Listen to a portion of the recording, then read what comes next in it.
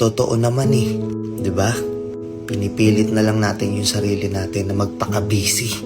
Pinipilit na lang natin na malibang tayo sa ibang bagay para makonvince mo yung sarili mo na okay ka lang kahit hindi ka naman talaga okay. Di ba? Alam ko yan. Basta na kita.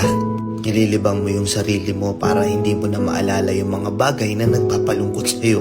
Kasi every time na mag-isa ka na lang, every time na wala ka nang ginagawa, naaalala mo yung mga bagay na ayaw mo nang maalala. Naiisip mo yung mga bagay na ayaw mo nang isipin. Kaya pinipilit mo na lang magpaka-busy. Huwag na tayong maglokohan dito. Alam ko hindi ka okay ngayon. Alam ko maraming bumabagabag sa'yo. Pero kahit anong mangyari, naniniwala ako na kung ano man yung bigat na dinadala mo, malalampasan mo yan. Parte lang yan ang buhay. Kung wala mang nagsabi sa'yo nito, kung lahat man ng tao sa paligid mo wala nang pakialam sa'yo, gusto ko lang malaman mo na oo ako, naniniwala ako na magiging okay din ang lahat. Kaya ikaw, umiti ka naman kahit konti. Huwag mong hayaang yung kalungkutan mo na yan sirain yung magandang ngiti mo. Deserve mong maging masaya.